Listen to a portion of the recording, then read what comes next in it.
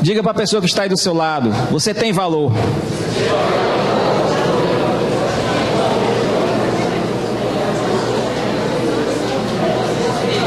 Diga também para ela: você é o ser mais importante que Deus já fez. Glória a Deus. Eu fico feliz em ver aqui os departamentos trabalhando, levantando recursos para a casa de recuperação. Este é o verdadeiro cristianismo, em dar a quem está necessitando. Depois, irmão Fernando, eu quero que você me passe essa lista para a gente divulgar nas nossas mídias, a fim de que o alcance dessa campanha possa ser maior e a gente possa obter maiores resultados. Amém? Glória a Deus. Então, meu querido, minha querida, você está na casa do Senhor. Aqui é local de oração, local de adoração, local de louvor.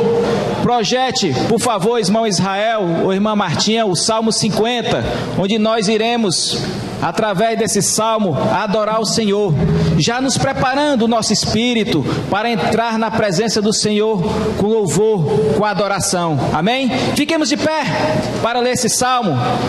Eu irei ler os ímpares e você lerá o par. São 23 versículos.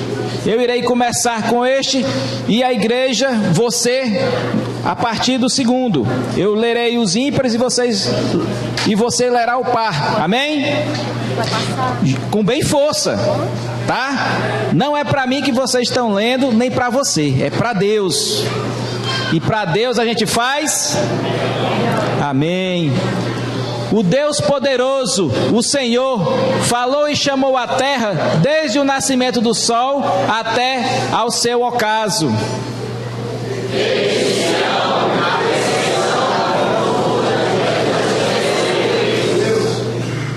Virá o nosso Deus e não se calará, um fogo se irá consumindo diante dele, e haverá grande tormenta ao redor dele.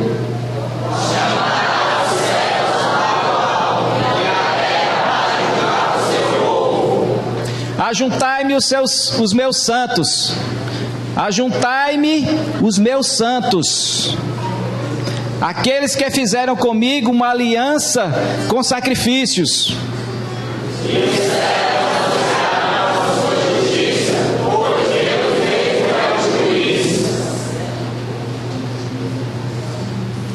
Ouve, povo meu, e eu falarei, ó Israel, e eu protestarei contra ti. Sou Deus, sou o teu Deus.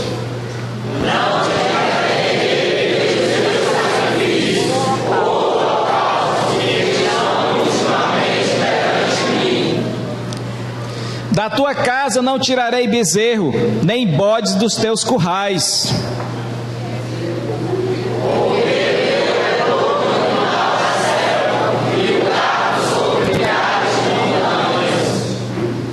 Conheço todas as aves dos montes, e minhas são todas as feras do campo.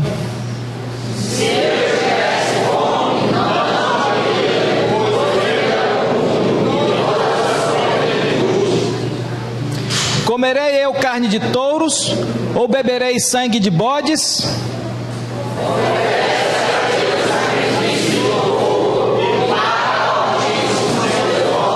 Aleluia. Invoca-me no dia da angústia, e eu te livrarei, e tu me glorificarás.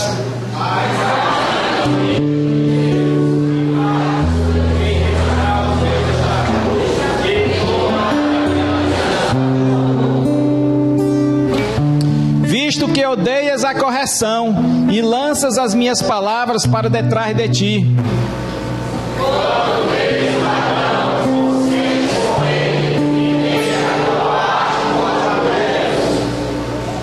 Soltas a tua boca para o mal, e a tua língua compõe o engano.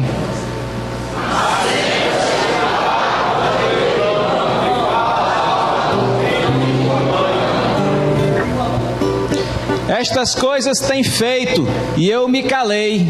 Pensavas que era tal como tu, mas eu te arguirei e as porei por ordem diante dos teus olhos.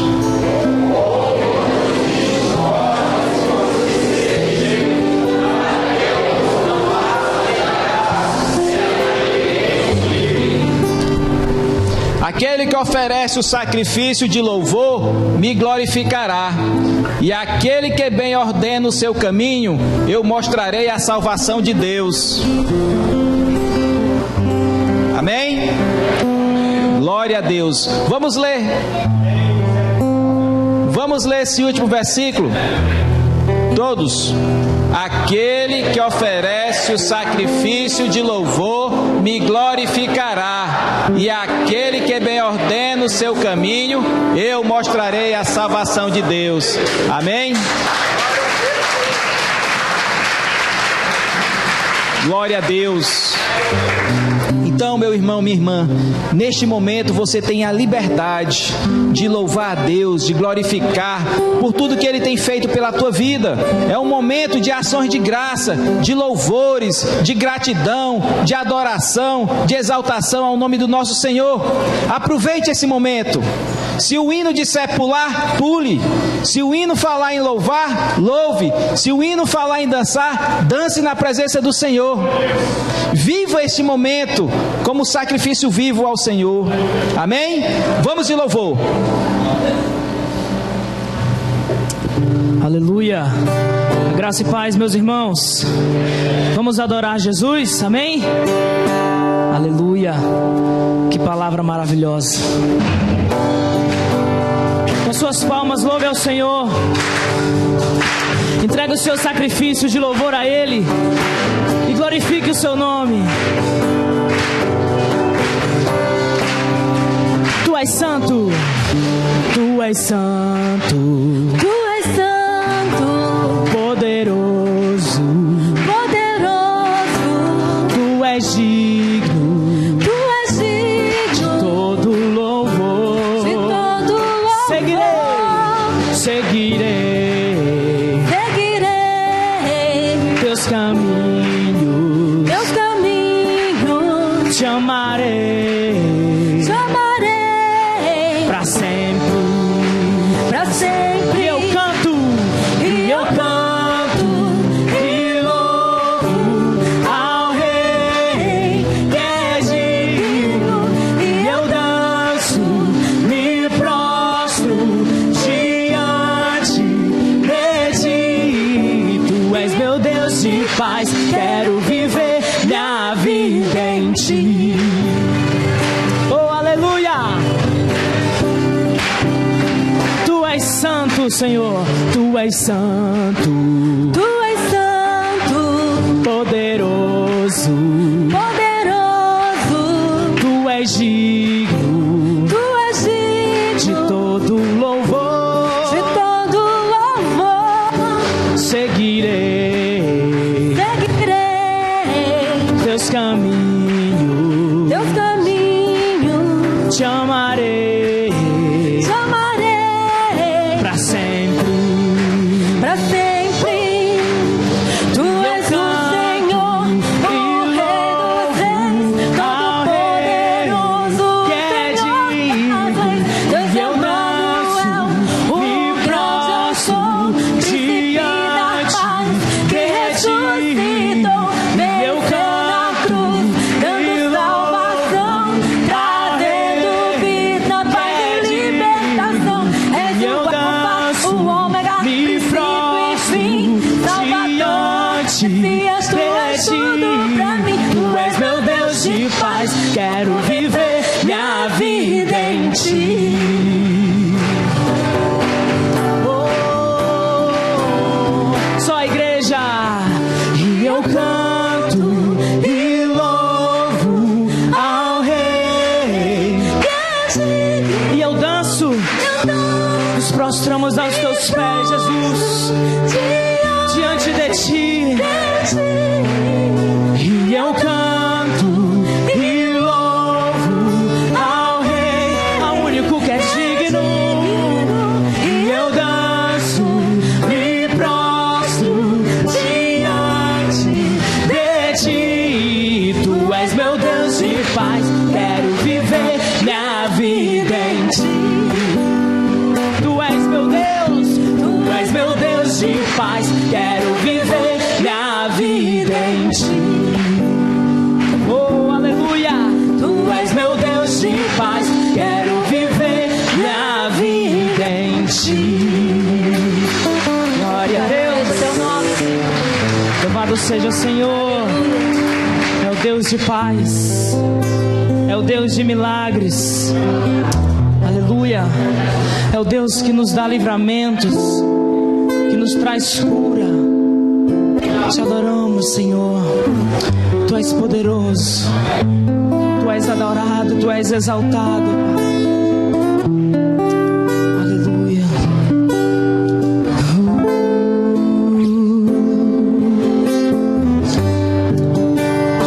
Jesus. O Deus que faz o cego ver está passando por aqui, está passando por aqui.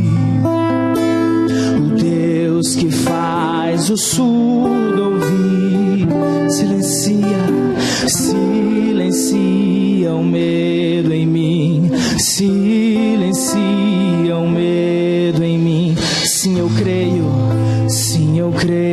em ti. Sim, eu creio em ti, Deus o sobrenatural. Sim, cremos em ti, Senhor. Sim, eu creio em ti. Sim, eu creio em ti, Deus o sobrenatural.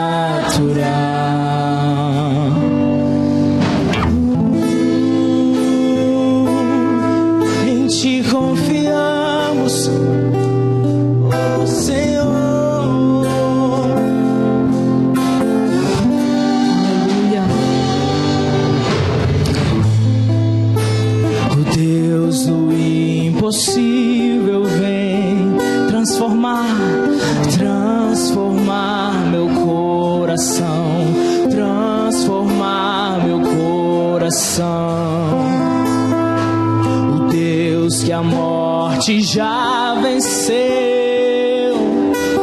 vivo está dentro de mim, vivo está dentro de mim. Declare: sim, eu creio em ti, sim, eu creio em ti, Deus do sobrenatural.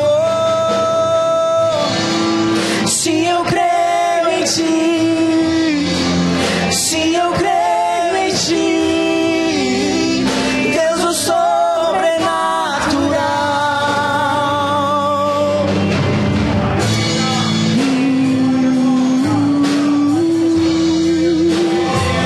Oh Senhor, Deus de esperança. Oh, aquele que era e há de vir, em seu poder faz ressurgir.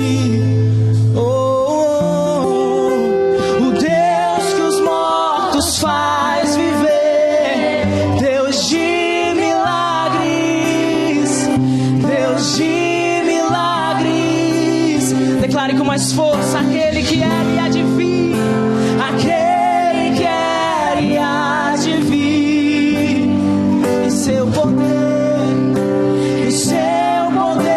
vai ressurgir, e a morte venceu. O Deus que os mortos faz viver, Deus de milagres, Deus de milagres. Sim, eu creio.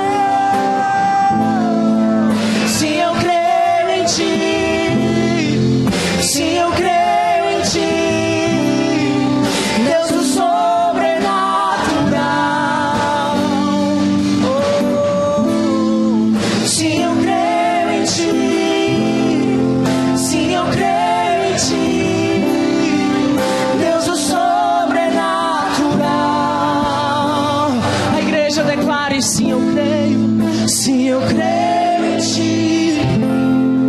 Sim, eu creio em ti. Deus sobrenatural, Deus do impossível. Oh, sim, eu creio. Sim, eu creio em ti. Sim, eu creio em ti. Deus do sobrenatural. Oh, Jesus, que nos trouxe grandes lições. Ontem nós estávamos no culto de jovens e o pastor Sandro trouxe uma mensagem.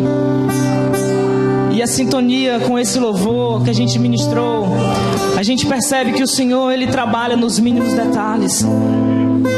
E Ele trouxe a mensagem relembrando alguns acontecimentos em que Jesus passava com seus discípulos trazendo lições. E Ele enfatizou que Jesus já sabia tudo o que ia acontecer, mas Ele fazia aquilo para trazer lições para nossas vidas, para trazer lições para aqueles discípulos. E que hoje está em sua palavra situações de milagres, situações em que Ele agia com seu poder, mas sempre a fé, sempre acreditando. As pessoas que alcançaram o milagre, eles não somente acreditaram, mas eles continuaram acreditando. Se a gente for citar aqui essas situações, são diversas situações, mas o que o Senhor tem a nos ensinar é que nós devemos acreditar no Deus em que nós entregamos as nossas vidas. Nós devemos acreditar e continuar acreditando. O Deus que é e que há de vir. Aleluia! Nós confiamos em Ti, Senhor. Nós acreditamos no Teu poder. Sim, eu creio em Ti. Sim, eu creio em Ti. Deus do sobrenatural, Ele não desistiu de você. Sim, eu creio em Ti. Sim, eu creio em Ti. Deus do sobrenatural, não desista de crer. Sim, eu creio em Ti. Mais forte, mais forte. Sim, eu creio em Ti. Deus do sobrenatural. Sim, eu creio em Ti. Sim, eu creio em Ti. Deus do sobrenatural. Aleluia. Lindo, lindo, lindo és. Glória, glória eu te dou. Jesus, Jesus. Lindo, lindo, lindo és. Glória, glória eu te dou. Jesus, Jesus. Diga que Ele é lindo, lindo, lindo, lindo és. Glória, glória eu te dou.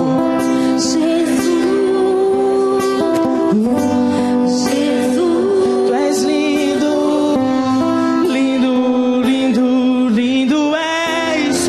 Glória, glórias eu te dou. Jesus,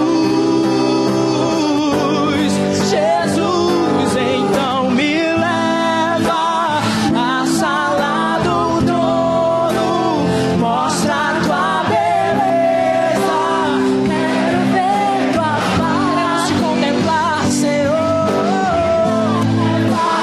Na sala do trono, mostra a tua beleza. Quero ver tua face.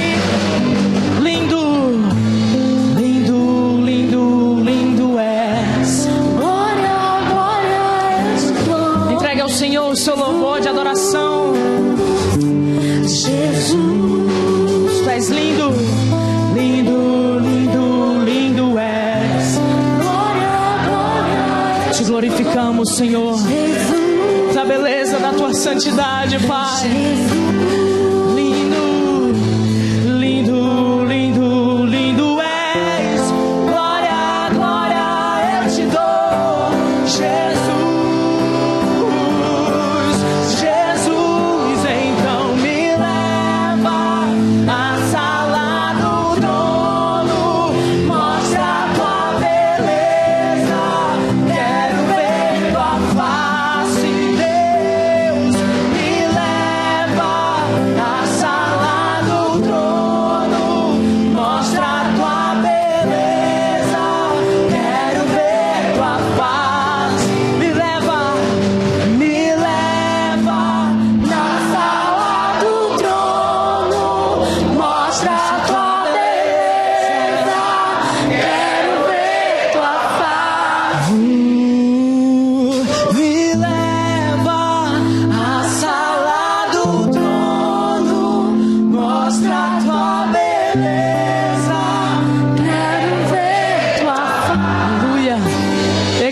para os céus e vamos aplaudir o nosso Deus bem forte. Se é para Jesus, aplauda mais forte, porque Ele merece. Glória a Deus, aleluia.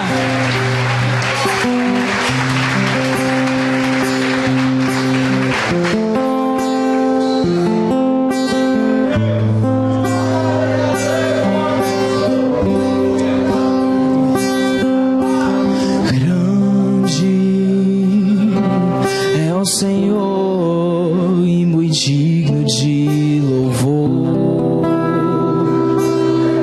na cidade do nosso Deus, seu santo monte, a alegria de toda a terra.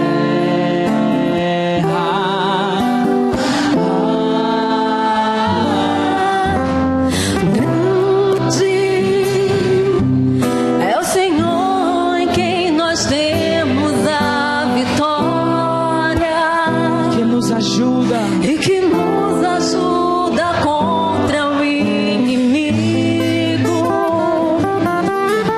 Por isso diante dele nos prostramos.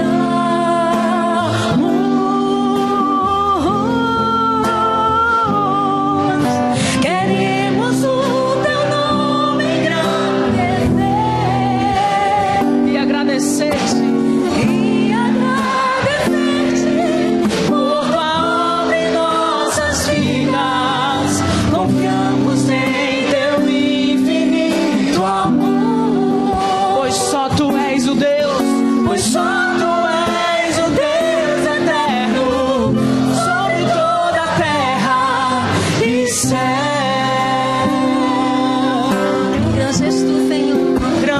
Senhor, grande é o Senhor e muito digno de louvor, na cidade do nosso Deus, seu santo monte, a alegria de toda a terra.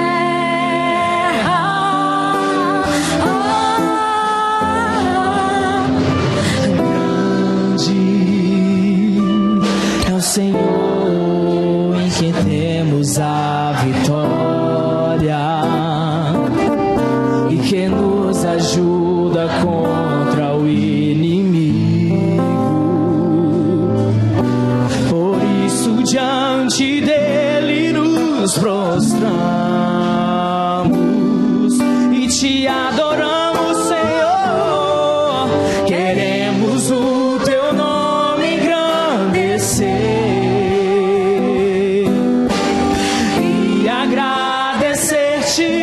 por tua obra em nossas vidas.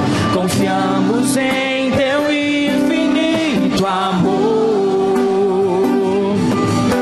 pois só tu és o Deus eterno sobre toda a terra. Queremos o teu nome engrandecer e agradecer-te por tua obra em nossas vidas. Confiamos em teu infinito amor, pois só tu és o Deus eterno sobre toda a terra e céu.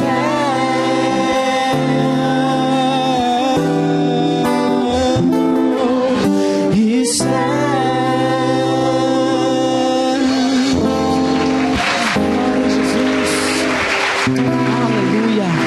Louvado seja Deus. Podem sentar.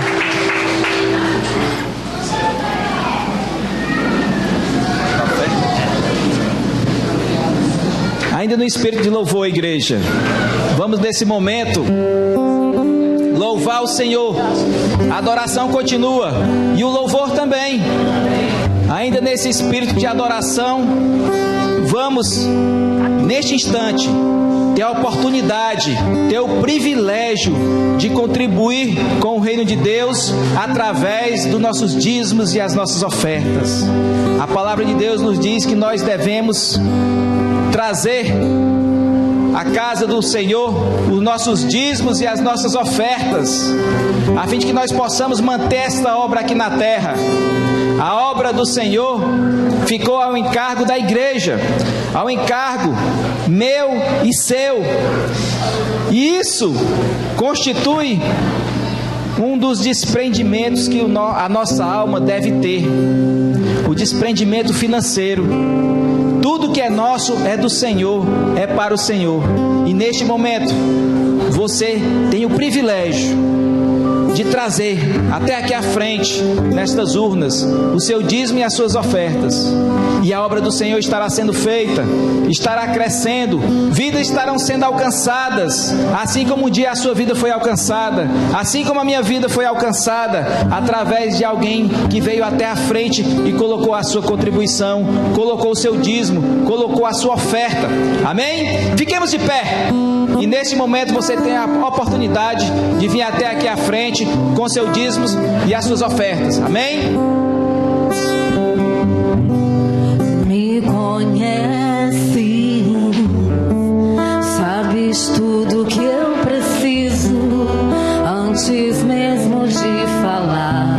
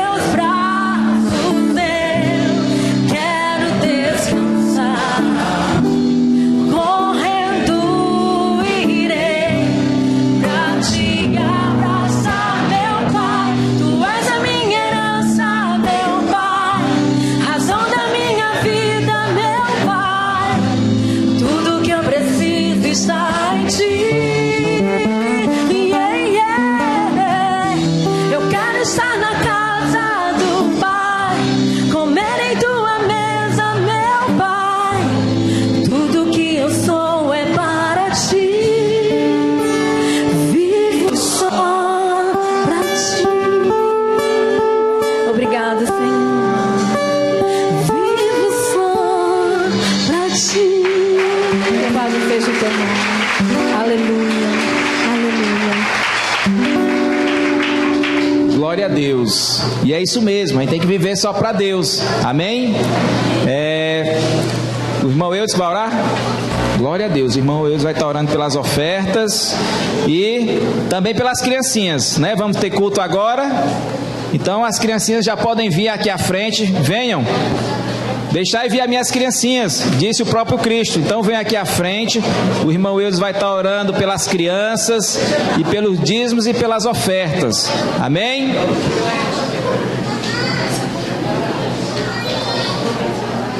Estenda as mãos para cá, abençoe as crianças. Estenda as suas mãos para cá. Oremos.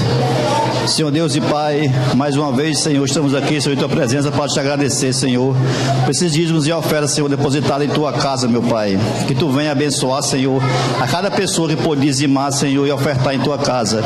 E abençoa também, Senhor, com a mesma proporção, Senhor, com as pessoas que não podem dizimar, Senhor, nem ofertar, Deus amado. Mas Tu sabe do coração de cada um, Senhor, porque não dizimou e nem ofertou. Abençoa, Senhor Deus, as criancinhas, Pai amado, que é o culto daqui a pouco ali atrás, nessa linha, Senhor.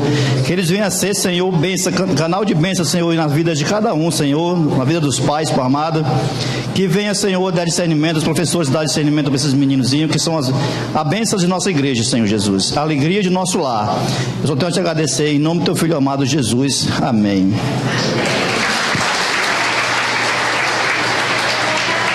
Glória a Deus. Que coisa linda, né? As crianças. Igreja, eu queria convidar você a conhecer a nossa rádio, né?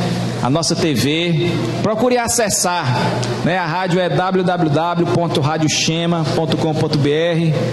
A nossa TV é www.canalchema.tv.br. Procure ver o material que tem lá. Os cultos são reprisados durante a semana, né? E você tem a oportunidade de reviver tudo que você sentiu aqui nesta tarde. Amém? Além de os outros cultos, de outras mensagens poderosas que nós colocamos diariamente, né? Além de uma farta programação musical. Eu também quero te convidar a conhecer o nosso seminário teológico Chema, que acontece toda segunda-feira aqui a partir das 19 horas. Você que tem a curiosidade, o interesse de conhecer mais profundamente a palavra de Deus, você tem, através da nossa igreja, esse privilégio. Não é toda igreja que tem um seminário como nós temos. Um seminário muito rico. Eu mesmo que sou bacharel em teologia, todo dia estou aprendendo. Todo dia. Então é uma riqueza imensurável, né? E eu quero compartilhar com a igreja, com você também essa riqueza. Então, se você quiser vir amanhã conhecer como é que funciona, sem nenhum compromisso, quiser assistir aulas, tem nenhum problema. E a grande vantagem do seminário é que a qualquer momento, qualquer semestre, você pode entrar, né? E aí as matérias vão se repetindo, as que faltarem você vai fazendo ao longo do curso. Amém? Então que Deus possa estar abençoando vocês. Vocês estão convidados, né, a conhecer o nosso seminário, e eu tenho certeza que vocês serão abençoados. O reino de Deus será abençoado a partir da sua vida através desse seminário. Amém? Eu queria convidar o pastor Sandro, que já está a postos ali com uma mensagem poderosa para nós, e eu já vou passar o microfone para ele, porque eu estou ansioso para ver essa mensagem riquíssima que Deus colocou no coração dele. Amém? Pastor Sandro. A graça e a paz, meus queridos. Hoje, como já se tornou tradição em nossa igreja, como nós já temos repetido, hoje é o nosso culto da família. É um culto que nós dedicamos por mês a voltar toda a nossa atenção sobre a temática de família. E quando eu falo voltar sobre a temática de família, é o reconhecimento que nós, Igreja Batista Chema, temos daquilo que a Bíblia ensina e daquilo que a Bíblia diz a respeito de família. Que eu gosto sempre, de cada culto da família, estar repetindo algumas coisas. Você vai dizer, mas o pastor está falando isso de novo. Ele está citando outra vez essa mesma expressão. E eu digo algumas delas, daqui a 5 anos, se eu estiver por aqui ainda, se não for arrebatado, né? Será escutando do mesmo jeito. E o que palavrinhas são essas? Que frases são essas? A primeira delas, que quem criou família não foi o homem, por isso que o homem não tem direito de destruir a família. A Bíblia diz que lá no início, no princípio de tudo, quando Deus criou o homem, segundo a sua imagem, conforme a sua semelhança, Deus olhou para o homem e disse: farei para ti uma adjuntora. Criou então a mulher para complementar a criação dele. Homem e mulher junto, ele deu a capacidade de reproduzir e criar filhos. E aí foi criado o encontro entre o homem e a mulher, e foi criada a capacidade dos dois de reproduzir e assim gerar filhos. Essa representação, queridos, ela mostra de forma muito clara, de forma muito objetiva, a forma como Deus gerou a humanidade, a forma como Ele mesmo representa a família celestial. Ele também tem um filho. A Bíblia diz que o próprio Jesus, Ele chama e Ele se refere a Ele como um filho dele, um filho unigênito do Pai. E Ele, o próprio Deus, se refere a Israel como sendo a esposa dele. Depois Jesus se refere à igreja como a noiva dele. E nós estávamos falando hoje na escola dominical a respeito dos eventos escatológicos, aquilo que ele está para acontecer. E conversamos rapidamente, terá uma aula dedicada a isso, mas conversamos rapidamente sobre a bodas do Cordeiro, o casamento entre Cristo e a igreja. Haverá um momento do casamento entre Cristo e a igreja, do encontro entre Cristo e nós enquanto igreja. E aí nós vemos os símbolos a respeito de família acontecendo o tempo todo, no Velho Testamento e no Novo Testamento. E ao mesmo tempo Deus, com a sua preocupação, com o seu cuidado, sempre demonstrando o zelo, o afeto, o carinho e ao mesmo tempo o interesse dele de que as famílias sejam abençoadas, elas sejam cuidadas, elas prosperem. Nós venhamos aprender aquilo que está na contramão, completamente na contramão do que o mundo está ensinando lá fora. Porque sabe o que é que o mundo está ensinando lá fora? Ele está ensinando assim: olha, nós vamos casar, vou casar daqui a 1 mês, daqui a 2 meses. Mas se o casamento não der certo, não tem problema não, eu me separo. Se eu não for feliz com a minha mulher, se eu não for feliz com meu marido, não tem problema não, arranjo outro depois. Se não der certo a 2ª vez, tem nada não, tem 3ª vez, tem a 4ª vez, e eu vou tentando até dar certo. É isso que o mundo está ensinando lá fora.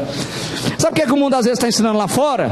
É que quando eu tenho filhos, eu digo assim: olha, eu vou tentar dar o melhor para o meu filho. E sabe o que é que eu faço? Eu passo o dia todinho trabalhando, numa loucura, marido e mulher morrendo de trabalhar, coloca o sustento dentro de casa, compra os melhores presentes para os meninos e diz: olha, eu estou fazendo a minha parte, estou dando o melhor para o meu filho. E eu já falei aqui no último culto da família que os nossos filhos não precisam de presentes, eles precisam de presença. Eles precisam de nós perto deles, acompanhando eles o tempo todo. E quando nós paramos para falar sobre um culto da família, é um culto que nós vamos ministrar a respeito de aspectos dentro da vida familiar que são abençoados por Deus, que agradam o coração de Deus, que Deus tem propósito de cada vez mais zelar pelas nossas famílias. O diabo já entendeu há muito tempo que quando ele atinge profundamente um membro da família, ele atinge os outros também. Quando um membro se desorganiza, quando um membro fica desequilibrado, quando um membro resolve sair de casa, resolve aderir à droga, resolve partir para a violência doméstica, basta um, a família toda acaba adoecendo, a família toda acaba sendo atingida, todos acabam sendo de alguma forma, de alguma maneira, bombardeados pelo inimigo. E quantas famílias nós temos vistos dilaceradas, totalmente dilaceradas. Pra vocês terem ideia, meus queridos, eu não sei se você sabe, talvez você nem me conheça, eu sou psicólogo e sou formado desde 98, quer dizer, ano que vem eu faço 20 anos de formado como psicólogo. E a minha caminhada também com Jesus, embora eu sou pastor apenas há 5 anos, eu trabalho com aconselhamento há quase esse tempo também, quase 20 anos. Não estava nem formado na faculdade ainda, eu já estava orientando e aconselhando na igreja, né? Só para vocês terem uma noção. E quantidade de casos que eu tenho acompanhado de lá para cá, de famílias desorganizadas, desestruturadas, desalinhadas com o propósito de Deus, cheias de agressão, cheias de atitudes que muitas vezes, em vez de construir, faz adoecer a família. Quantas dívidas acumuladas emocionalmente, por raivas, por iras que não foram perdoadas e se acumularam. Quantos lares desfeitos, lares às vezes de pessoas que estavam dentro da igreja, lares de pessoas que às vezes estavam até no ministério, que estavam se dedicando ao reino de Deus, até que deixou uma brecha aberta, deu crédito ao diabo. O diabo veio e criou uma bagunça, desestruturou, desorganizou e criou mácula dentro de um casamento e às vezes dentro de um lar, na relação também entre pais e filhos. Então eu digo para vocês que nós temos satisfação de estarmos pelo menos uma vez por mês. Isso não acontece só uma vez por mês, que as mensagens sempre estão de alguma forma tocando sobre família, mas uma vez por mês nós paramos um culto inteiro para proclamar que Deus quer abençoar e irá abençoar as famílias que desejarem assim, que é propósito de Deus, que mora no coração de Deus, que as nossas famílias sejam sadias, tá? Que tenha um equilíbrio, que seja uma bênção uns na vida dos outros. A união familiar, a bênção familiar é algo que mora no coração de Deus. Estaremos proclamando, estaremos orientando, estaremos ensinando sobre isso a cada encontro que nós tivermos. E eu queria convidar você a estar lendo um texto bíblico que está no livro de Gênesis. Logo Gênesis, onde tudo começou. Gênesis capítulo de número 12. Eu não sei como está na sua Bíblia, a minha aparece como chamado de Abrão.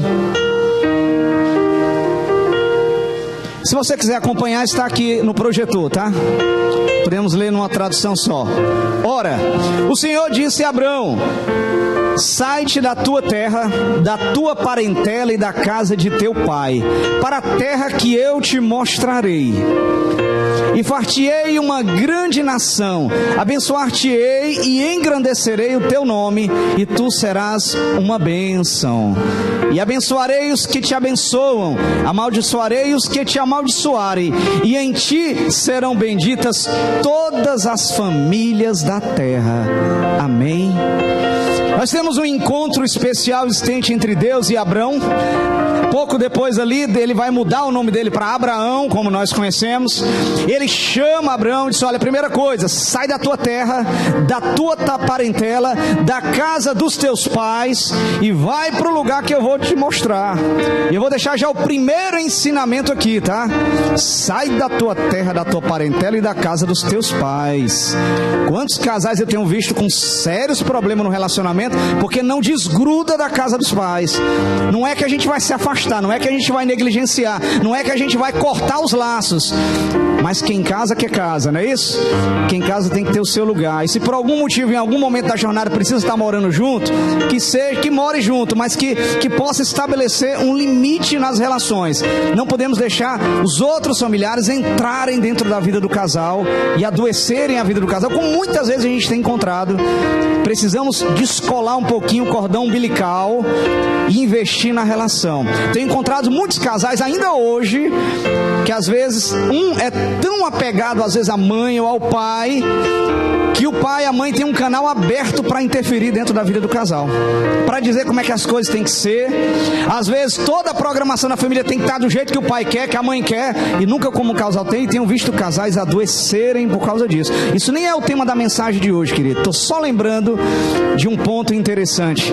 Vamos lembrar de dar atenção de uma forma especial. O casamento, ele precisa ser regado, ele precisa ser cuidado, ele precisa de investimento, precisa de atenção. Casamento que não tem atenção e não tem dedicação, com o tempo ele se fragmenta, as relações vão se fragilizando e o casamento adoece. E quando adoece, fica muito mais difícil de sarar. Cria espaço para o diabo colocar todo tipo de tentação, de mal na mente. E ele disse: olha, para Abraão, a bênção chega para Abraão, e quando ela chega, ele disse: olha, eu vou te abençoar, tua vida será bendita, abençoarei aqueles que te abençoam, amaldiçoarei os que te amaldiçoam, mas ele disse: em ti, ou através de ti, serão benditas, serão abençoadas todas as nações da terra. Através daquela promessa para Abraão, que hoje nós não vamos falar sobre a promessa de Abraão, mas vamos falar sobre a bênção de Deus sobre as nossas famílias, sobre o cuidado que Deus tem e que ele interessa ter por todas as nossas famílias. As famílias, elas são fundamentais para nos ensinar, para nos orientar, para nos acolher. Tenho falado também alguma vez que uma certa pesquisa foi feita, e hoje eu quero falar sobre pesquisas, tá? Pesquisas que apontam dados importantes. Algumas pesquisas foi feita a respeito do que as pessoas fariam se houvesse uma guerra nuclear. Ora, logo hoje nós estamos ouvindo tantos noticiários aí dos ânimos esquentando entre os países ocidentais, principalmente os Estados Unidos e a Coreia do Norte. A Coreia do Norte já mostrando a sua força bélica com indicativo de que tem uma bomba de hidrogênio. Você tem ideia, a bomba de hidrogênio chega a ser 100 vezes mais poderosa do que uma bomba nuclear, aquela que destruiu Hiroshima e Nagasaki. E a Coreia já está dizendo, nós temos bomba de hidrogênio. Soltou uma, causou terremoto no mundo todo. E aquele clima esquentando. E o que acontece quando nós temos uma grande guerra ou uma grande catástrofe? A primeira coisa, a pesquisa mostrou, que cada um faz é procurar onde estão seus familiares. Não interessa a condição, na hora que se recuperou, opa, estou inteiro, aconteceu um grande terremoto, foi uma enchente muito grande, alguma coisa atingiu todo mundo. Depois que você consegue levantar a cabeça e olhar e diz, opa, cadê meu pai, cadê minha mãe, cadê meu marido, cadê minha mulher, cadê meu filho? É procurar os familiares. A primeira coisa que a gente faz, saber se estão bem. E aí mostra que os laços familiares são laços que têm uma ligação, que têm uma força como nenhum outro vai ter. São aqueles que são os nossos, né? Independente de laço sanguíneo, tá? Diria assim, olha, aqueles que têm o mesmo sangue que eu. Família não precisa ter o mesmo sangue, não. Eu tenho falado até várias vezes, pai e mãe não precisa ter o mesmo sangue que o filho, não. Porque pai e mãe é um papel que é exercido, é uma atitude que cada um assume, tá? Sangue cria na pessoa a categoria de genitor. Ele é o pai genitor e a mãe genitora. Mas o papel paterno e o papel materno, a criança pode ser o meu filho, mas se eu não exercer, eu não serei pai dela, serei genitor. Amém? Pode ser que a criança tenha sido adotada, pode ser que você seja o padrasto ou a madrasta, mas se você assume que aliás, essa palavra, ela não é nada feliz, né? Culturalmente a gente absorveu o termo padrasto e madrasta como coisa ruim, mas o padrasto e a madrasta são pais e mães. Aliás, eles podem ser, escolha deles, alguns não assumem esse papel, mas podem ser pais e mães tão bons como se fosse o pai genitor daquela criança. E aí nós vemos que esses papéis, eles selam as nossas relações familiares. E quero falar com você também que dentro desse propósito a família é citada nos estudos sobre sociologia, sobre psicologia, como a célula fundamental de uma sociedade. A base de uma sociedade, ela está na família. E aí nós vemos com grande preocupação e grande sofrimento até, algumas ideologias que têm se espalhado por aí no mundo afora e que estão buscando degradar a família, estão querendo desmanchar a família, estão querendo desorganizar a família de uma tal maneira, de tal forma, que cada vez mais se diz que as pessoas não precisam estar morando juntas, estão vivendo junto. Você pode trocar de parceiros o tempo todo. Aliás, não obrigatoriamente homem com mulher. E aí essas ideologias, elas têm se espalhado e têm contaminado, fazendo a degradação da família. Aliás, até onde eu sei, homem com homem, mulher com mulher não pode gerar filho, pode?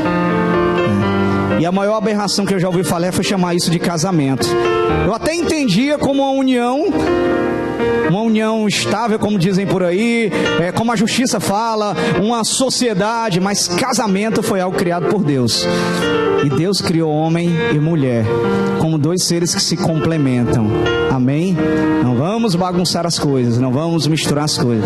Tem uma tal de uma ideologia de gênero que está espalhando por aí, perigosa, que está encharcando a cabeça das pessoas. Estão querendo ensinar, inclusive, crianças pequenas, que elas podem escolher qual é a sexualidade que elas têm que ter. Você vai testando, vai experimentando e você vai ver qual é a sexuação. Você, independente do que você nasceu como órgão genital, você vai escolher. Isso é uma perigosa, venenosa ideologia que tem se espalhado por aí. Tem muita gente aceitando ela. Não muito tempo nós vivemos uma preocupação que o próprio governo estava querendo espalhar cartilhas de ideologia de gênero nas escolas. Não sei se você lembra disso. E houve uma grande preocupação e uma grande luta para não deixar isso acontecer. E tudo isso faz parte do grande projeto de Satanás de destruir as nossas famílias, de degradar, de desfacelar. Porque na hora que nós precisamos, eu não sei se você tem um marido crente, se tem uma esposa crente, mas quando temos, na hora da dificuldade, na hora da tribulação, ter um cônjuge junto conosco para colocar o joelho no chão faz toda a diferença.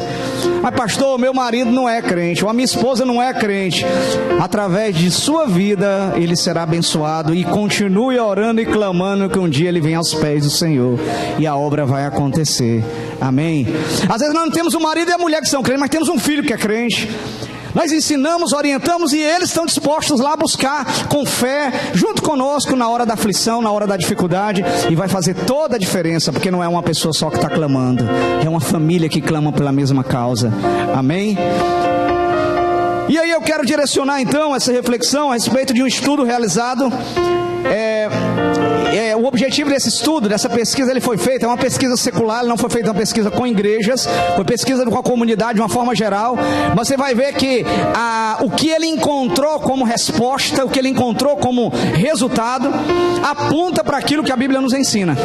Aliás, quantas vezes a ciência tem descoberto coisas que há tanto tempo a Bíblia já está falando e a ciência teimava não dizer.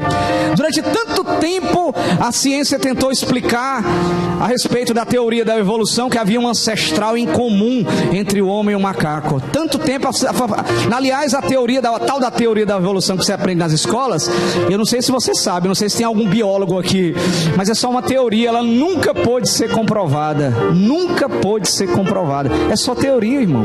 Do mesmo jeito tem as teorias criacionistas, que mostram que Deus criou o homem, criou a mulher do jeito que eles são, criou os animais do jeito que eles são, sem precisar de uma evolução para isso, sem precisar de uma mudança para isso. Criou, Deus criou e pronto. E quantas vezes a ciência tem descoberto? O projeto Genoma, que tentou mapear todos os genes do ser humano, chegou a uma conclusão brilhante, depois de muitos anos de estudo, que todos os seres humanos da Terra vieram de um só casal, uma só matriz, homem e mulher. E a Bíblia já chamava eles de Adão e Eva há muito tempo. Há muito tempo.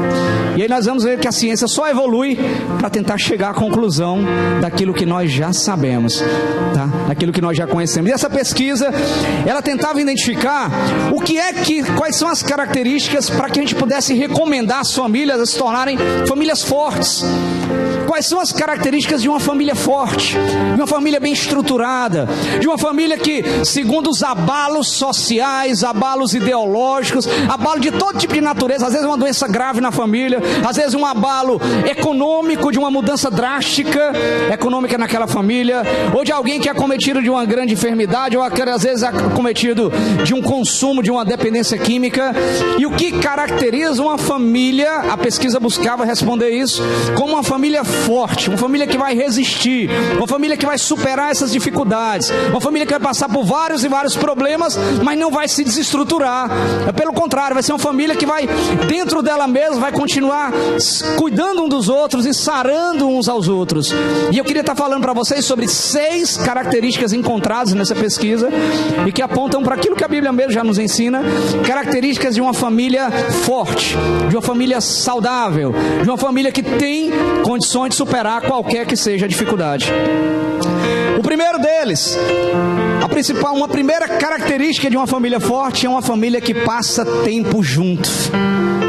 E a pesquisa mostrou que quanto mais tempo se passa junto, não só o mais tempo de quantidade, mas o tempo de qualidade, um tempo de união, quanto mais tempo se passa junto, mais fortalecido ficam os laços familiares. Quanto mais tempo se passa junto, mais um está capacitado a entender o outro, a compreender a dificuldade que o outro está passando, a conseguir estender a mão na hora certa. E aí eu tenho encontrado quantas vezes pais desesperados por causa de um filho que às vezes é adolescente, e isso está um risco na adolescência muito alto. Um filho que tentou suicídio, e eu tenho encontrado muitos casos assim, filhos que tentaram suicídio, e os pais param e olham e dizem: ué, mas eu nunca vi sinal nenhum de que ele não estava bem. E eu acredito neles, não dava para ver mesmo não, eles nunca estavam em casa. Eles nunca paravam para conversar com os filhos, eles nunca estavam disponíveis para saber o que é que o filho tem para falar. Às vezes só se referia ao filho como fosse para dar sermão, para reclamar, para brigar. passar tempo junto, querido. E quando eu falo sobre passar tempo junto, nós temos que ter uma preocupação muito séria, porque os dias modernos, hoje nós estávamos pesquisando lá na nossa aula, há quanto tempo existe o WhatsApp, né?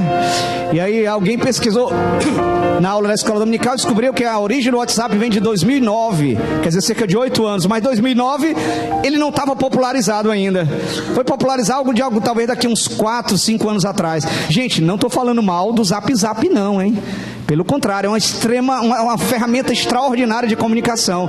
Mas junto com ele eu coloco as outras redes sociais. Eu coloco o Face, eu coloco o Instagram, eu coloco outras redes sociais que podem ser um bom instrumento tanto de evangelismo como um instrumento de comunicação nosso fabuloso. Uma vez nós vamos organizar um retiro na igreja e a gente precisava fazer uma reunião e não tinha como juntar todo mundo. Sabe o que a gente fez? A gente criou um grupo no WhatsApp só para fazer aquela reunião. Postávamos os áudios, pegávamos os áudios e organizava tudo aquilo. Sabe o que eu fico preocupado quando eu falo sobre redes sociais? É que as pessoas não foram preparadas para usar elas. E nós vemos uma tonelada de pessoas que passam o tempo inteiro com o celular na mão, fazendo as suas consultas, fazendo a sua comunicação, e perdem oportunidades singulares de se comunicar olho no olho. Eu tenho uma colega minha que é psicóloga, que é bastante estabelecida aqui em Fortaleza e cobra muito caro. A sessão dela de 50 minutos, ela cobra R$450. Ela disse que tem um paciente dela que chega lá no consultório e chega para consulta pagando seus R$450 com o celular na mão e passa grande parte da sessão tentando responder as mensagens dele do WhatsApp. E ela já tentou trabalhar com ele algumas vezes, mas não tem jeito, é vício. No final da sessão, ele paga R$450 para usar o WhatsApp durante 50 minutos. É assim que está. Mas quando falamos sobre família, falamos sobre um ponto delicado, extremamente preocupante. É que quando nós olhamos para as famílias hoje, sabe o que é que nós vemos? Uma família sentada num restaurante, cada um com seu celular, usando as redes sociais, ou o que quer que seja que esteja pesquisando. Eles não se olham. Pare para olhar. Talvez você veja vocês mesmos nessa situação. Ninguém se olha, ninguém conversa, ninguém consegue se comunicar. É um tempo junto que não está junto. É um momento fisicamente presente que você não está junto com os outros. Tem pais que já descobriram que quando vai chamar, por exemplo, menino para comer, menino, né? Às vezes pequenininho ainda, ele grita e não funciona. Ele manda um zap pro filho, aí o filho responde e vem. Que bom que pelo menos essa comunicação está funcionando, né? Mas eu começo a me preocupar tremendamente. Eu tenho certeza que já está surgindo aí um monte de estudo falando dos danos que está provocando. As pessoas estão perdendo contato. Aliás, é fácil a gente se comunicar através de uma mensagem de áudio, uma mensagem escrita, ou mesmo até um emoji que você manda lá. Mas você não olhou nos olhos da pessoa, você não sentiu as expressões da comunicação não verbal, que é a postura da pessoa, é a cara que a pessoa botou naquele momento. Você perde o calor das pessoas. As famílias precisam passar tempo juntas, precisam se comunicar melhor, precisam ter esse contato, essa convivência. Quem sabe fazer aquilo que parece que em tantas famílias se tornou raro, que é fazer refeições juntos. E às vezes cada um pega um prato em horário diferente, é só pegar lá na panela, vai para o seu quarto, vai para a televisão, porque pega o celular do lado e vai comer. E talvez a gente tenha os chefes dos lares aí, os chefes de família, de bater um pouquinho o pé e dizer, olha, o almoço vai ser tal hora, e é todo mundo junto e sem celular. Para a gente poder conversar, para a gente ter contato, para a gente olhar um no olho do outro, para a gente começar a perceber como de fato cada um está. Famílias fortificadas, segundo a pesquisa, é a família que passa tempo junto. É família que tem tempo, dedica tempo para isso. E eu vou dizer mais, queridos, não fique esperando que esse tempo de estar junto vai acontecer por acaso, não. Nós temos que provocar ele, nós temos que decidir ele, nós temos que escolher provocar ele. Se não, nós vamos marcar um encontro. Vai ter um dia que nós vamos fazer um passeio para tal lugar. Ah, não, mas eu não posso ficar disso, não posso. Não, peraí. Negócio de não posso não. Vai todo mundo. Não, mas eu tinha aquilo. Cancela. É o tempo da família. Vamos começar a organizar. É uma sugestão que eu dou para vocês. Organizar o tempo da família. O momento que a família tem que estar. Ora, se às vezes até o casal está difícil. Tem casal, irmão, que tá tão difícil, mas tão difícil se encontrar, que eu não sei como é que consegue ter filho ainda, viu? Que antigamente botava a culpa na televisão, né? Casal que tem televisão não tem tempo para ter menino. Hoje em dia é o celular, é o tablet, eu não sei como é que consegue fazer menino ainda. Tão difícil que tá de se encontrar, tá? Então precisamos, casal precisa ter tempo, não importa se o filho é pequenininho, tem que ter o tempo do casal, tem que ter o tempo de namorar. Aí namorar eu não falo, não é só o ato em si não, tá? É conversar, é falar palavras de amor, de carinho, é fazer um chamego, é dar uma flor, é sair para jantar. Ai, mas meu filho é tão pequenininho, né?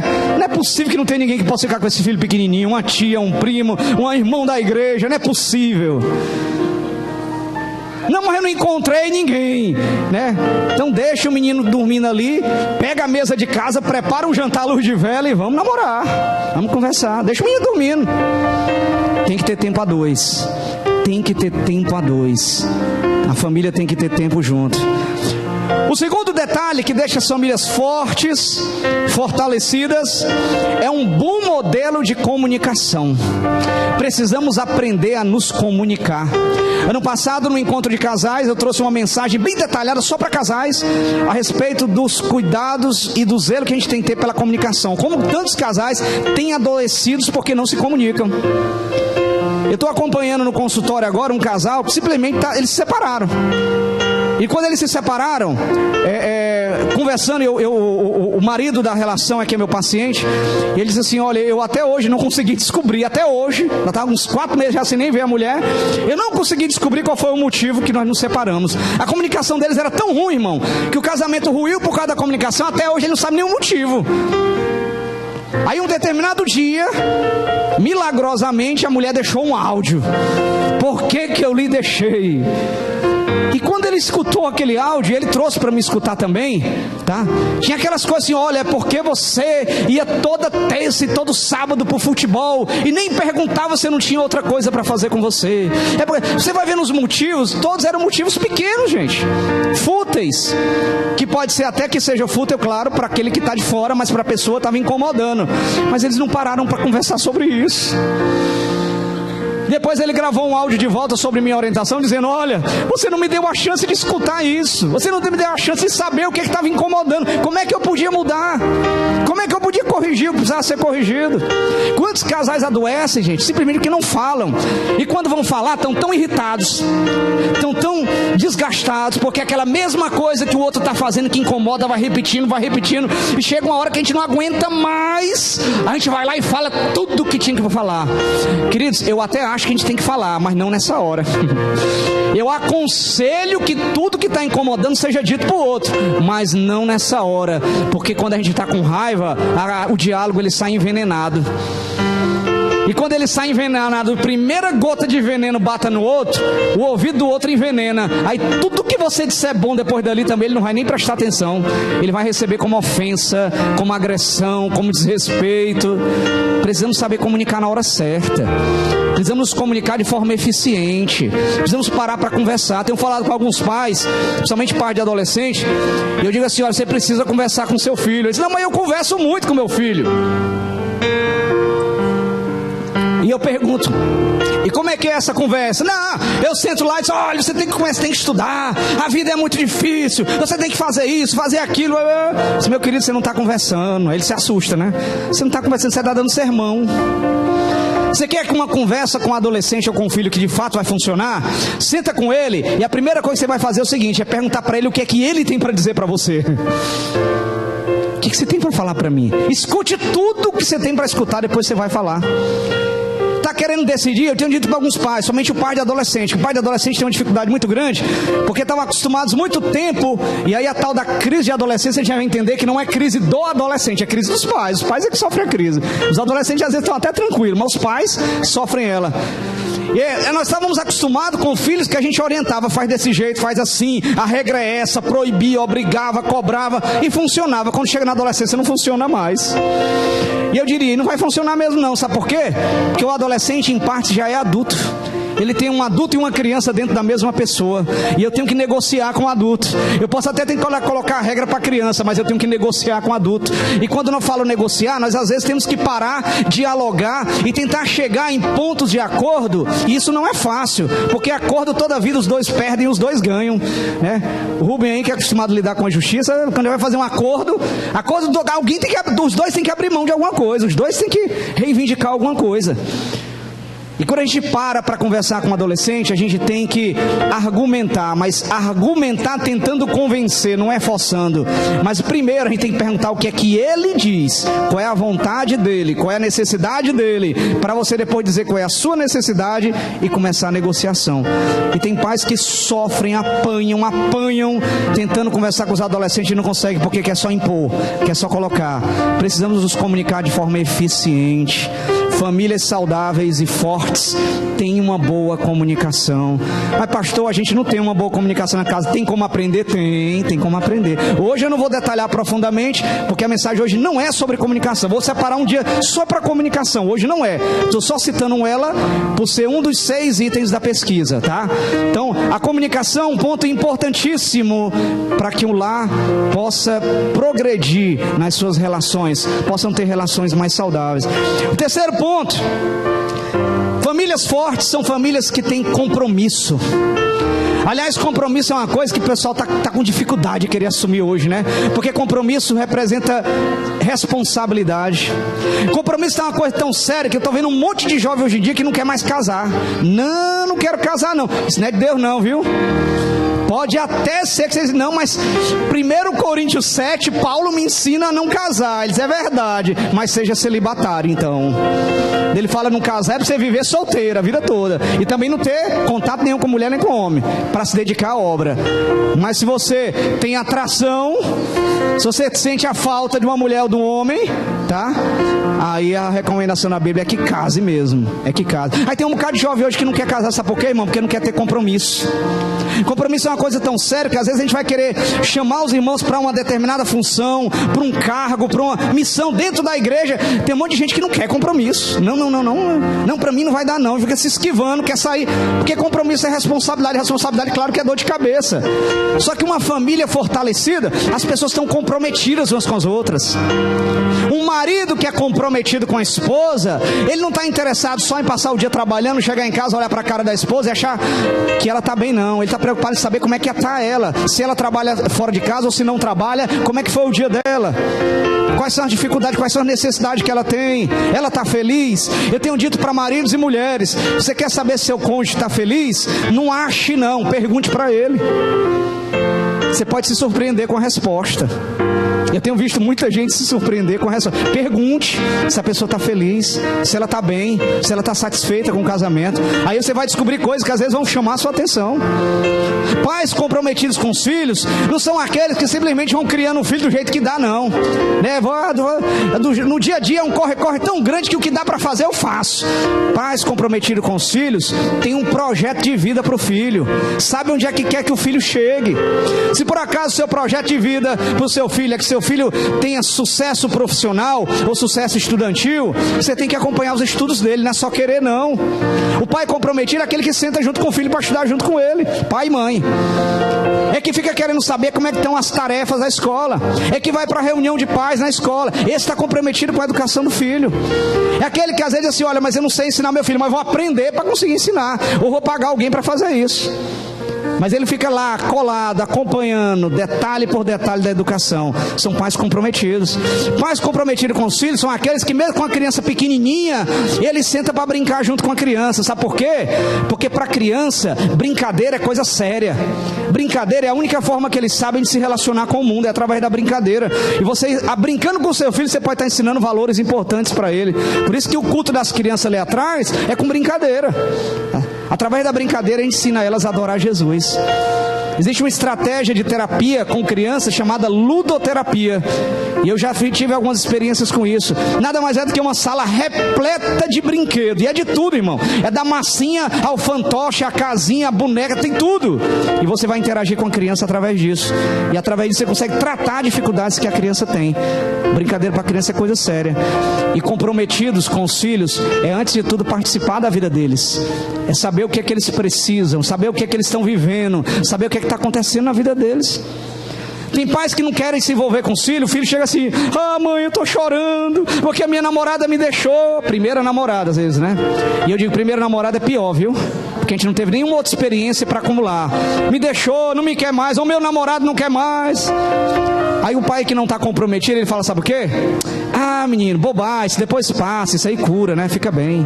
Vocês não têm ideia da quantidade de casos de depressão em adolescentes e até de tentativa de suicídio por causa de um relacionamento que acabou. Se vocês tivessem ideia, vocês iam ver e ficar alarmados. Isso é coisa muito séria. Isso é coisa muito séria. A gente tem que parar para ouvir eles.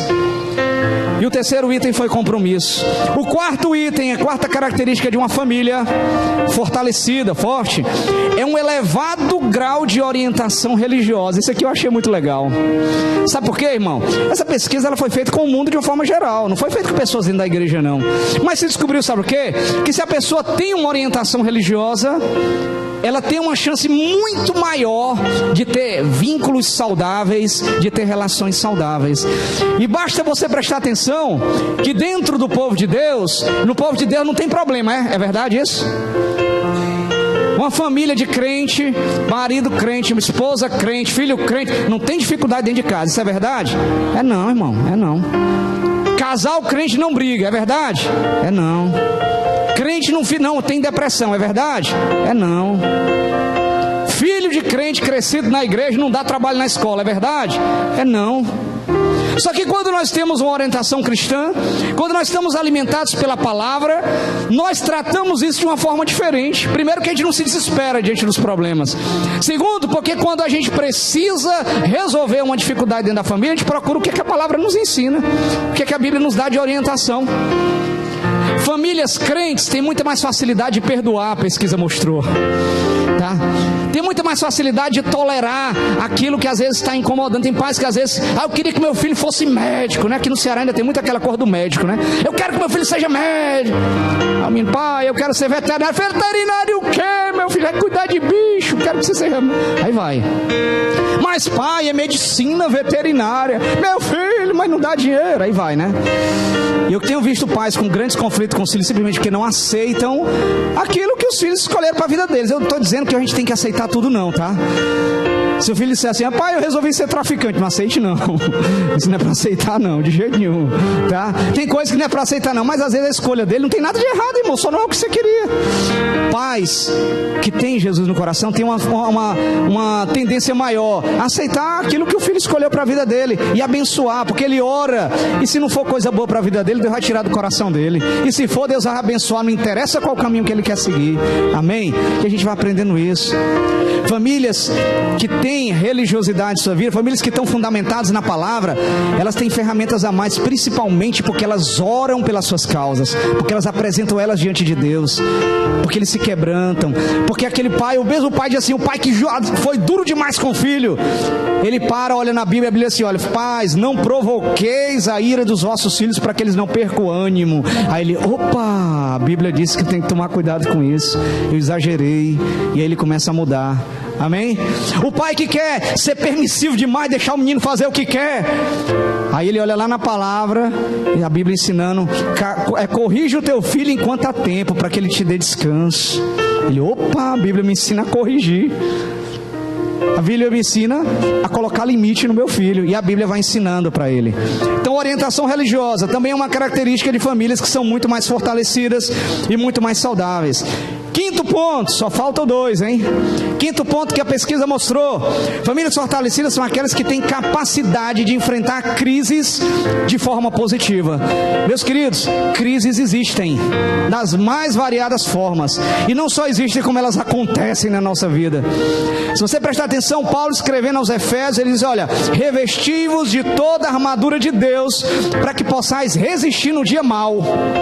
O texto não falou, e nem a Bíblia fala em momento nenhum, que se a gente se revestir da armadura de Deus, ou se a gente for um crente fiel, ou se a gente buscar Deus com intensidade, e se a gente santificar, não haverá dia mau na nossa vida, de forma alguma. Jesus disse, no mundo tereis aflições, mas tem de bom ânimo, eu venci o mundo.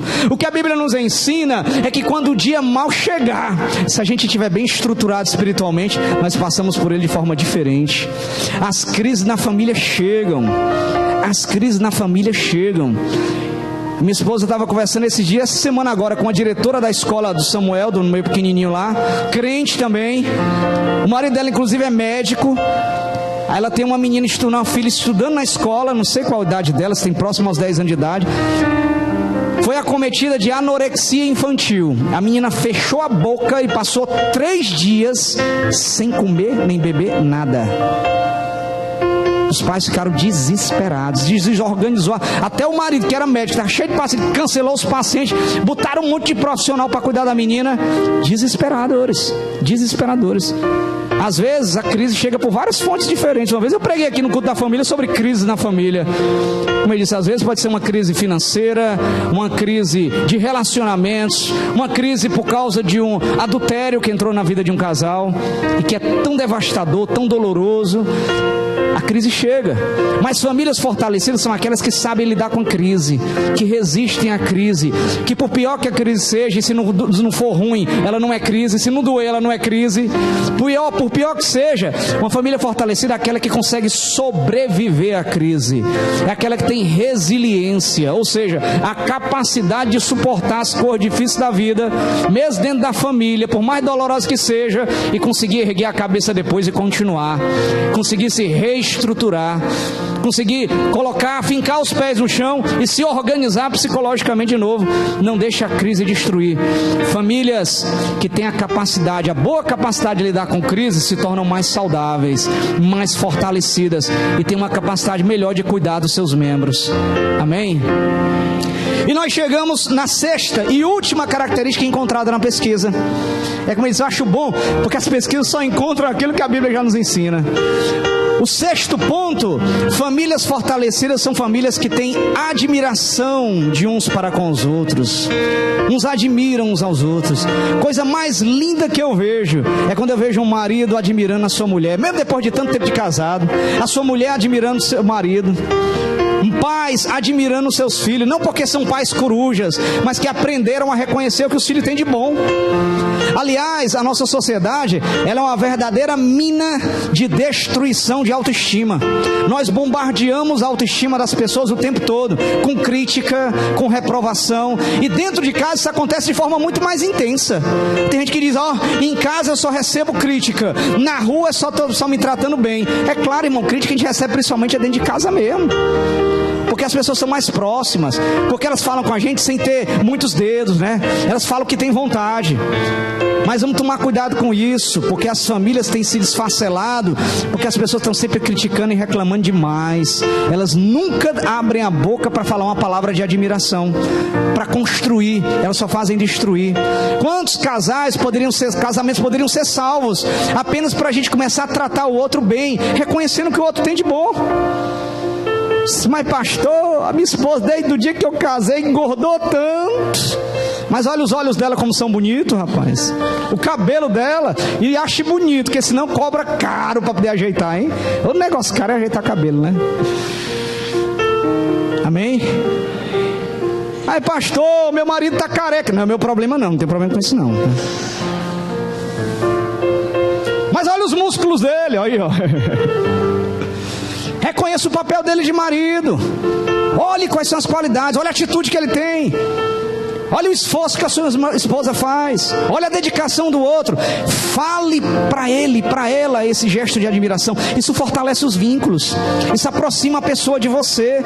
Isso sara relacionamentos, sara feridas. Isso faz com que as pessoas se tornem mais unidas umas com as outras. Quantas crianças precisam crescer com os pais dizendo para elas o tempo todo que elas são especiais, que elas são muito amadas, que elas são uma bênção, e o que elas estão fazendo é muito bom. Tem pai que é tão exigente, pega a criança com 3 anos de idade e bota a criança para fazer um desenho. Aí como é que o menino faz desenho com 3 anos de idade? Né? Pega... Olhe lá se ajeitar um pouquinho. Ele olha assim, menino, pelo amor de Deus, como é que tu faz um desenho desse? Eu fico esperando que tu vai ser um Picasso da vida. Vai ser um desenhista. E tu faz um desenho desse. O menino tem 3 anos de idade. Tem que pegar, irmão, e dizer, meu filho é lindo. Nunca vi coisa mais linda na minha vida.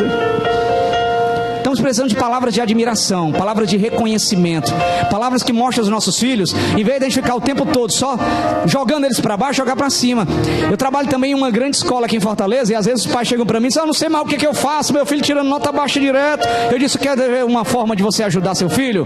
Vamos começar a trabalhar a autoestima dele. Você pega o boletim dele, eu não sei no tempo de você, mas no meu tempo o boletim era azul e vermelho, né? Hoje em dia é tudo preto, que é impresso no computador, mas no meu tempo era azul e vermelho. Então diz assim: olha, pega lá o boletim dele, às vezes tem 5 notas azul e 4 notas vermelha. Aí quando você pega o seu boletim, qual a primeira coisa que os pais fazem normalmente? Como é que tu pode tirar nota baixa dessa? Tu vive só para estudar, tua profecia é estudo. Será possível? Como é que tu vai chegar um lugar lá? Jogar a autoestima dele lá para baixo. Ah, que o menino vai querer estudar? Vai não, irmão. Quer uma dica legal? Meu filho, você é inteligente demais. Olha essas 5 notas boas que tem aí. Que maravilha. Olha isso aqui. Semestre passado, ou bimestre passado, tu tava com 6, agora é 6,5. Olha aí, tá melhorando. Joga a autoestima dele lá pra cima, irmão. Enche de elogio. Quando ele já é bem alimentado de elogio, você começa: olha, mas tem outras 4 aqui que a gente pode melhorar a nota ainda. Mas eu tenho certeza que você consegue. Você é capaz, eu tenho inteligente, eu tenho orgulho de você. Eu sei que você vai conseguir. Faça a experiência, depois me diga o resultado. Faça só a experiência. Porque muitas vezes quando a gente mexe na autoestima, a gente, querendo ajudar, a gente joga a autoestima lá para baixo. A pessoa não vai ter ânimo e não vai ter jeito para poder consertar. Precisamos jogar a autoestima lá para cima. O 6º item e último item é esse: palavras de admiração. Precisamos agir com admiração para aqueles que estão dentro de casa. Precisamos valorizar aquelas coisas. Se não é a gente que valoriza, quem é que vai valorizar? O de fora. E quantas vezes as pessoas são muito mais valorizadas de fora do que o de dentro. E dou uma dica, viu? Não é ameaça não, mas é uma dica. Se você não admirar sua mulher, alguém lá fora vai admirar, viu? Se você não admirar seu marido, alguém lá fora vai admirar. E você já sabe qual é o final dessa história, tá? Se você todo tempo está dizendo para a mulher: fecha a boca, tu está engordando muito, né? Em vez de dizer que ela é linda e maravilhosa, alguém lá fora vai dizer que ela é linda e maravilhosa. Vai ficar como essa história, tá? Se você não elogiar e não reconhecer bem os seus filhos, os amigos vão fazer. E na hora que dizer: rapaz, tu é um cara tão legal, tu é tão bacana, fuma esse negócio aqui. Começa por aí, viu? E vários outros caminhos errados que foram. Então a gente tem que fortalecer as famílias com admiração, com palavras de construção dentro de casa, encher eles de palavras assim, para que eles não sintam falta lá fora de nada que pode chegar até eles. Amém? São palavras que eu deixo, queridos, para vocês hoje, para a gente meditar sobre os cuidados que a gente tem que ter com a nossa família. Precisamos zelar por eles, que é um bem mais precioso. Eu tenho aprendido desde o início da minha fé, e depois no início do ministério mais ainda, que a família é o pedacinho do reino de Deus que mais nos cabe responsabilidade. Mais cabe. Posso ser pastor aqui na igreja, mas primeiro eu sou pastor lá em casa. Minha maior preocupação é com minhas 2 ovelhinhas lá, que é minha esposa e meu filho. Eu digo assim: a ovelha número 1 é a ovelha número 2, depois vem as outras na sequência. Primeiro a gente cuida da família, primeiro a gente zela para aqueles que são os nossos. É prioridade. Amém? Que Deus abençoe em nome de Jesus.